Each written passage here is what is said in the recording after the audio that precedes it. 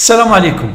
في الفيديو ديال اليوم غادي نتطرقوا لواحد الحالة اللي في غاية الأهمية، ألا وهي السرعة والمخلفات والمخالفات ديالها. كتعتبر السرعة المفرطة في المغرب من أكثر الأسباب اللي كتساهم في الارتفاع ديال عدد الضحايا والخطورة ديال حوادث السير.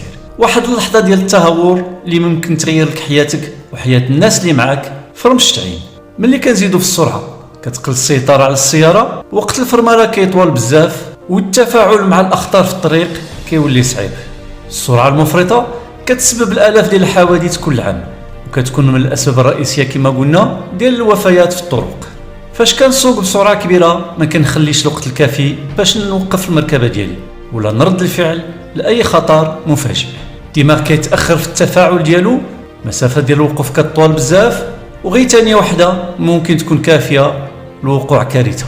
فبسرعة 120 كم في الساعة مسافة الوقوف في الأجواء العادية هي على الأقل 144 متر.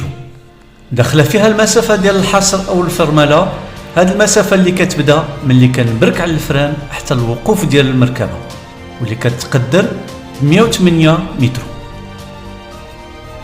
بسرعة 100 كم في الساعة في الأجواء العادية مسافة الوقوف كتقدر تقريبا 100 متر. داخله فيها المسافة ديال الحصر أو الفرملة، هذه المسافة اللي كتبدا ملي كنبرك على الفران حتى الوقوف ديال المركبة، واللي كتقدر 70 متر. بسرعة 50 كم في الساعة وفي الأجواء العادية مسافة الوقوف هي تقريبا 25 متر.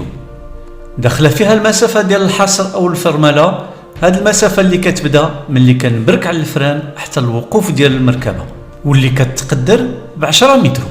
مسافة الوقوف وفي الأجواء العادية بسرعة 40 كم في الساعة هي على الأقل 20 متر.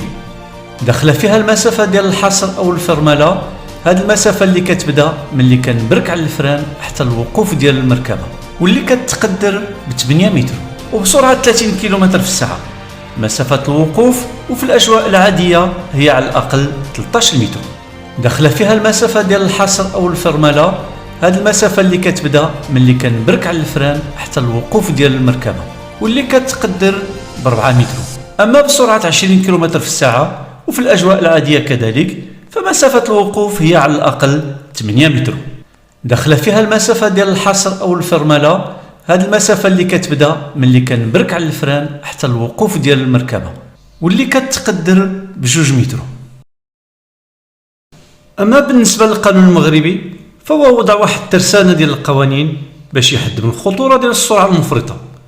الإفراط في السرعة كيؤدي لغرامات كبيرة، ويقدر يؤدي كذلك لسحب الرخصة ديال السياقة، بل أكثر من ذلك يقدر يؤدي الإفراط في السرعة لحبس السائق أو الاعتقال ديالو.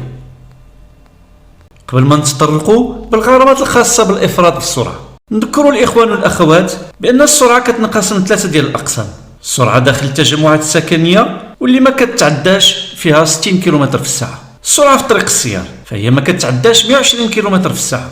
فما تبقى من طرق في السرعة محددة فيهم في 100 كم في الساعة، كانت طريق سريع، وطنية، جهوية، إقليمية، إلا في المناطق اللي كتشكل خطر. المخالفات المتعلقة بالسرعة كتنقسم ل6 ديال الأقسام. قبل ما نطرقوا ليهم كنذكر الإخوان والأخوات بأن عندهم الحق في هامش ديال الخطأ اللي كيتقدر ب10% بلا ما يتعداو 7 كم. مثلا في الطرق اللي السرعة محددة فيهم في 100 كم في الساعة هامش الخطأ ما خصوش يتعدى 7 كم، وبالتالي مسموح لي نسوق بسرعة 107 كم. فوق 107 كم في الساعة كتعتبر مخالفة. من 70 كم في الساعة لتحت كنطبقوا القاعدة ديال 10%، ومن فوق 70 كم في الساعة كنطبقوا القاعدة ديال 7 كم على الأكثر. ندوزو دابا للمخالفات التصالحية الجزافية. تجاوز السرعة القصوى المسموح بها بأقل من 20 كم في الساعة كتعتبر مخالفة من الدرجة الثالثة، وكيتأدى عليها غرامة مالية كتقدر على الأقل 300 درهم بدون خصم النقط.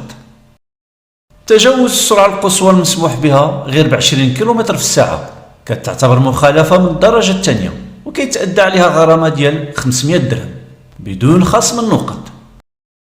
تجاوز السرعة القصوى المسموح بها بأكثر من 20 كيلومتر في الساعة وبأقل من 30 كيلومتر في الساعة كيتعتبر مخالفة من الدرجة الثانية وكيتأدى عليها غرامة مالية كتقدر ب 500 درهم، وهذه المرة خصم 2 ديال النقط. تجاوز السرعة القصوى المسموح بها ب 30 كيلومتر في الساعة فقط كيتعتبر مخالفة من الدرجة الأولى وكيتأدى عليه غرامة مالية كتقدر على الأقل 700 درهم وخصم 2 ديال النقط. تجاوز السرعة القصوى المسموح بها بأكثر من 30 كيلومتر في الساعة وبأقل من 50 كيلومتر في الساعة كتعتبر مخالفة من الدرجة الأولى وكيتأدى عليها غرامة مالية كتقدر على الأقل 700 درهم وخصم 4 ديال النقط. تجاوز السرعة القصوى المسموح بها بما يعادل 50 كيلومتر في الساعة أو أكثر كيتعتبر جنحة كيتأدى عليها غرامة مالية كتقدر تقريبا ما بين 4000 حتى ل 8000 درهم. كيتم كذلك توقيف رخصة السياقة المدة كتراوح ما بين شهر واحد حتى ل 3 شهور وخصم 6 ديال النقط.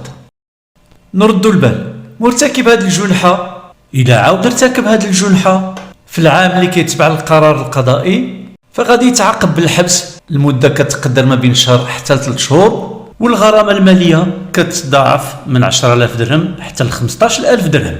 زيد على ذلك كيتضاعف الحد الأقصى ديال المدة ديال التوقيف ديال رخصة السياقة ديالو.